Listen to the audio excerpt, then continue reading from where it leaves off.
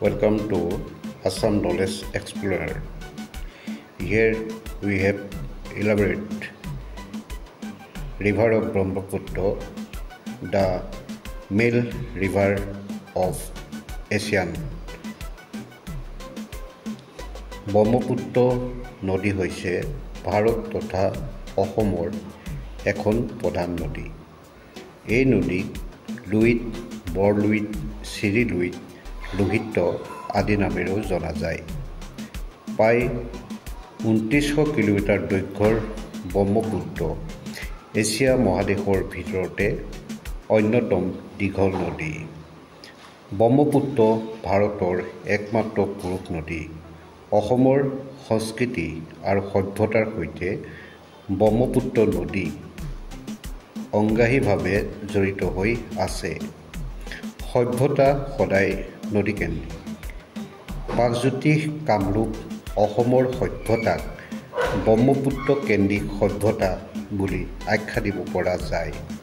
এই ব্ৰহ্মপুত্ৰ নদীক আশ্ৰয় কৰি নানা জাতি উপজাতি অসমলৈ আহি অসমৰ বুকুত স্থায়ীভাৱে বসবাস কৰিবলৈ লৈ সমন্বয় আৰু সমাহাৰ প্ৰক্ৰিয়াৰ জৰিয়তে বৃহত্তৰ অসমীয়া জাতি গঠন কৰিছে। ব্ৰহ্মপুত্ৰ নদী বাংলাদেশ, ভাৰতবৰ্ষ আৰু চীন এই তিনিখন দেশত বিয়পি আছে। ভাৰতৰ অসম আৰু অৰুণাচল প্ৰদেশত ব্ৰহ্মপুত্ৰ নদী বিচৰণ কৰিছে। ইয়াৰ বিপৰীতে স্বায়ত্তশাসিত অঞ্চল তিব্বত, যি এতিয়া চীনৰ দখলত আছে, তিব্বততো ব্ৰহ্মপুত্ৰ নদীৰ অৱস্থিতি দেখা পোৱা যায়। ব্ৰহ্মপুত্ৰ নদীৰ বিভিন্ন উপনৈৰ জৰিয়তে বিশাল ৰূপ ধাৰণ কৰিছে। উপনৈসমূহ হৈছে বাওঁ দিশত দিবং নদী, লোহিত নদী, ধনশিৰি নদী। সোঁ দিশত কামেং নদী, ৰায়দাক নদী, জলচাকা নদী, তিষ্টা নদী। হিমালয় পৰ্বতৰ ২১০ মিটাৰ ১৭,০৯৩ ফুট উচ্চতাত ব্ৰহ্মপুত্ৰ নদীৰ উৎসস্থল আছে। ব্ৰহ্মপুত্ৰ নদী বিভিন্ন পথেৰে গতি কৰি বংগোপসাগৰত বিলীন হৈছে।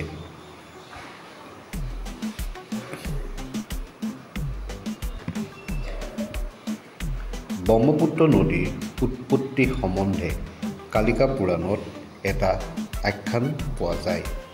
অসমৰ পূবফালে মিচিমি পৰ্বতৰ আগাৰীত ব্ৰহ্মকুণ্ড নামে এটা কুণ্ড আছে।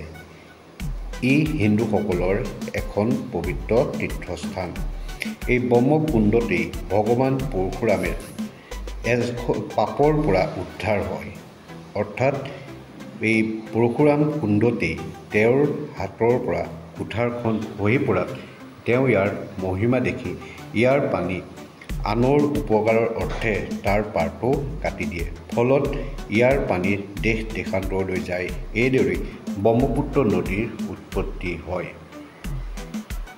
ভাৰতৰ উত্তৰে অৱস্থিত তিব্বত মালভূমিৰ মানস সৰোবৰ হ্ৰদৰ পৰা চাংপো নামে এটি নৈ পূবমুৱাকৈ চীন আৰু ম্যানমাৰৰ মাজেৰে কিছুদূৰ বৈ আহি দক্ষিণমুৱা হৈ প্ৰথমে চিয়াং, তাৰপিছত দিহাং নামেৰে অৰুণাচল প্ৰদেশৰ মাজেৰে বৈ গৈ অসমত প্ৰৱেশ কৰে।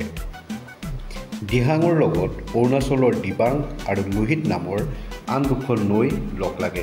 ইয়াৰ পিছৰ পৰা এই সন্মিলিত জলভাগে ব্ৰহ্মপুত্ৰ নাম লাভ কৰে। ব্ৰহ্মপুত্ৰই অসমৰ মাজেৰে বৈ গৈ যমুনা নামেৰে বাংলাদেশত প্ৰৱেশ কৰি গংগাত লগ লাগে আৰু হুগলী আৰু পদ্মা নামেৰে দুভাগত বিভক্ত হয়। তাৰপিছত ই বংগোপসাগৰত পৰেগৈ। ব্ৰহ্মপুত্ৰ আৰু গংগাৰ সংগমস্থলীত বিশ্বৰ বৃহত্তম বদ্বীপ সুন্দৰবন অৱস্থিত। ব্ৰহ্মপুত্ৰ নদীৰ সৈতে অসম আৰু অসমীয়াৰ ঘনিষ্ঠ সম্পৰ্ক আছে। অসমীয়া জীৱন আৰু সমাজৰ ওপৰত ব্ৰহ্মপুত্ৰৰ প্ৰভাৱ সুদূৰ প্ৰসাৰী। অতি প্ৰাচীন কালতেই ব্ৰহ্মপুত্ৰ নদীৰ পাৰত প্ৰাগজ্যোতিষপুৰ, শোণিতপুৰ, ধুবুৰী আদি নগৰ গঢ় লৈ উঠিছিল। এতিয়াও গোৱালপাৰা, পলাশবাৰী, গুৱাহাটী, তেজপুৰ, শিলঘাট, খাৰুপেটীয়া, বিশ্বনাথ, ডিব্ৰুগড় আদি অসমৰ বহু নগৰ ব্যৱসায়িক প্ৰধান ঠাই ব্ৰহ্মপুত্ৰ নদীৰ পাৰতে অৱস্থিত। প্ৰাচীন কালৰে পৰা ই অসমৰ এটা প্ৰধান জলপথ। ভাৰতবৰ্ষ বিভক্ত হোৱাৰ আগলৈকে কলিকতাৰ সৈতে বাণিজ্যৰ কাৰণে অসমৰ প্ৰধান জলপথ আছিল ব্ৰহ্মপুত্ৰ নদী। ব্ৰহ্মপুত্ৰ নদীয়ে প্ৰচুৰ পৰিমাণে মাছ, কাছ, খৰি আদিৰ যোগান ধৰি আহিছে। আনপিনে ব্ৰহ্মপুত্ৰৰ বুকুতেই ফেৰী নাও চলাই মানুহ দুনুহ পাৰ কৰি, বস্তু বাহিনী পাৰ কৰি এচাম মানুহে নিজৰ জীৱিকা চলাই আছে। পৃথিৱীৰ আটাইতকৈ ক্ষুদ্ৰতম নদীদ্বীপ উমানন্দ, যাক পিকক আইলেণ্ড হিচাপে জনা যায়, আৰু বৃহত্তম নদীদ্বীপ মাজুলী অসমৰ সাংস্কৃতিক মানচিত্ৰৰ সৈতে অংগাহীভাৱে জড়িত হৈ আছে। এতিয়াও নদীদ্বীপ মাজুলীৰ লগত একমাত্ৰ সংযোগ এই ব্ৰহ্মপুত্ৰৰ ওপৰত চলা নাও বা ফেৰী জাহাজ আদি। এইদৰেই ব্ৰহ্মপুত্ৰই অসমৰ শিল্প, বাণিজ্য, উদ্যোগ আদিৰ বিকাশ আৰু অগ্ৰগতিত বিশিষ্ট স্থান অধিকাৰ কৰি আছে। ব্ৰহ্মপুত্ৰ নদীৰ পৰিসৰ বৰ বহল। নাৱেৰে এই নদী পাৰ হোৱাটো অসুবিধা আৰু বিপদজনক। ইয়াৰ ওপৰত নিৰ্মাণ হোৱা শৰাইঘাট দলং, কলীয়াভোমোৰা দলং, বগীবিল দলং, ভূপেন হাজৰিকা সেতু দলঙে দুয়োপাৰৰ মানুহৰ মাজত সম্পৰ্ক গঢ়াত সহায় কৰিছে। ব্ৰহ্মপুত্ৰই যিদৰে বাৰিষা খেতিপথাৰত পলস পেলাই মাটি সাৰুৱা কৰি পথাৰত নানা তৰহৰ শস্যৰ পৰিমাণ বৃদ্ধি কৰে, আনপিনে ব্ৰহ্মপুত্ৰৰ গৰাখহনীয়াই বছৰি অসমৰ অনেক গাঁও, ভূঁই, খেতিপথাৰ আদি সহায় অসমৰ অৰ্থনীতিৰ ব্যাপক ক্ষতিসাধন কৰি আহিছে। ব্ৰহ্মপুত্ৰৰ চৰচাপৰিসমূহ মৰাপাট আৰু শাক পাচলিৰ খেতিৰ বাবে বিখ্যাত। লুইতৰ বানপানী অসমৰ এটা প্ৰধান সমস্যা হৈ আছে। ব্ৰহ্মপুত্ৰ নদীৰ উপনদীসমূহ। উত্তৰ দিশৰ উপনৈ হৈছে জীয়াভৰলী, পাগলাদিয়া, মানস, ৰঙানৈ, সোণকোষ, সোৱণশিৰি, গংগাধৰ, গাভৰু, চম্পাৱতী, চিয়াং। জীয়াধনশিৰিত ডিক্ৰং, দিবং, পুঠিমাৰী, বৰগাং, বৰদতী, বুৰৈ, বেকী, সৰলভাগা। দক্ষিণ দিশৰ উপনৈ হৈছে কপিলী, কলং, কাকডোকা, জাঁজি, ডিব্ৰু, দিখৌ, দিচাং, দুধনৈ, ধনশিৰি, বুঢ়ীদিহিং, ভোগদৈ, কুলচী, কৃষ্ণাই, জিঞ্জিৰাম, জিনাৰী, দিগাৰু, দৰিকা, দিহিং, দিয়ং, ভৰলু, যমুনা, লোহিত।